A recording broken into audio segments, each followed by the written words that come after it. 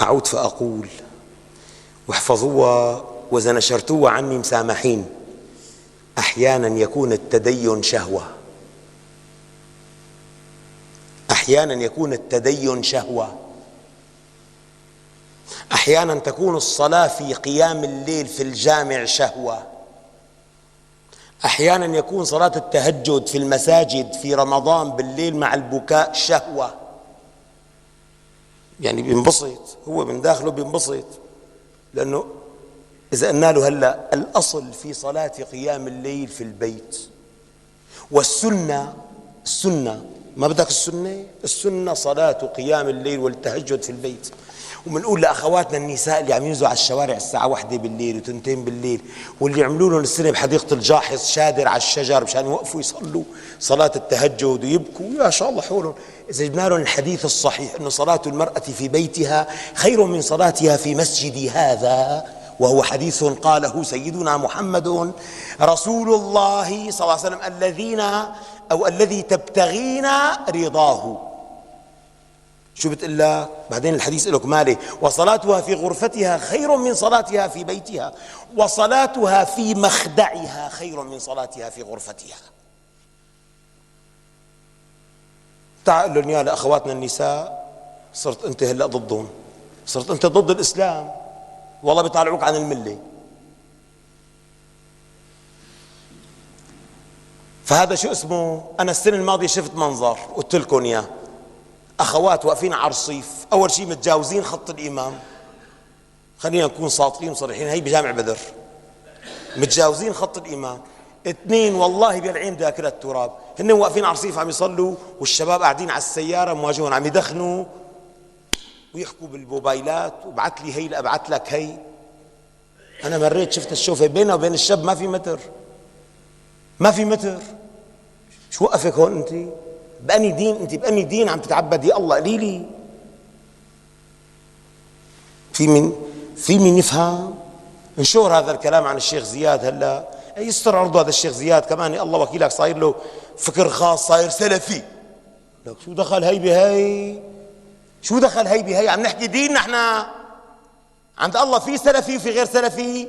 في قال تعالى قال رسول الله: صلاة المرأة في بيتها خير لها من صلاتها في مسجد هذا. بتحبي سيدنا محمد؟ تمسكي مسبحة بتعملي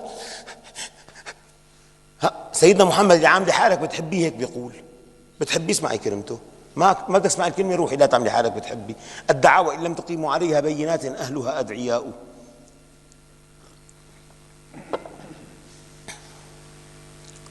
من كم سنة والله فاتوا علينا النساء بجامع بدر، والله فاتوا علينا ما لقينا غير 60-70 وحدة قال عم يطالبوا انه ننزل من السدة مشان يعدوا هنين. شو فوتك لهون انت؟ لما رآها رسول الله صلى الله عليه وسلم او رآهن وقد خرجنا من المسجد في صلاة الفجر، شو قال لهم؟ معشر قاعدين ماشيين طالعين من الجامع على بيوتهم وما كان في مثل هلا شارع يحدهم، كان في فلا. ومع كل ذلك في جدار قريب بالحي اللي ماشيين فيه، فقال له النبي عليه الصلاة والسلام: التزمنا الجدران، يعني معشر النساء التزمنا الجدران. قالت السيدة عائشة: فالتزمنا الجدر وتركنا الوسط للرجال حتى علقت ثيابنا بالجدر. يعني من كثر ما التزموا أمر النبي وقربوا على الحيط علقت ثيابهم بالجدار. وسيدنا عمر الله يرضى عنه قال له: وين رايحة؟ قالت: رايحة على صلاة الصبح. قال له: اقعدي صلي ببيتك الله يرضى عليك. قالت له: يعني الجامع وبتعرف واحلى والإمام صوته حلو هلا بنبكي معه هيك. أنا لا حول ولا قوة إلا بالله. قال له سيدنا عمر: صلي بالبيت. من كثر ما يمكن قالت له: صاير سلفي أنت ها؟ قال له: إيه أصبح روحي على الجامع. راح الله يرضى عنه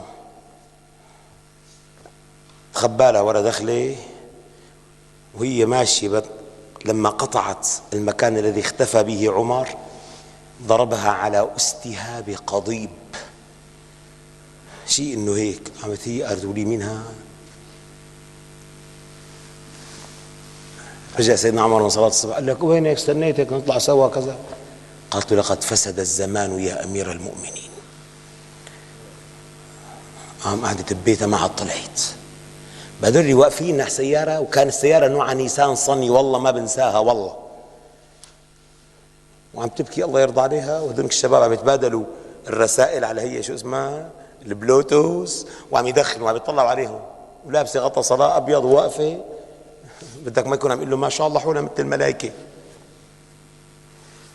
سيدي قال لئن رضيت عني كرام قبيلتي فلا زال غضبانا علي لئامها. فاللي بده يزعل يزعل، واللي بده يحكي يحكي، انما ابتغي وجه الله تعالى.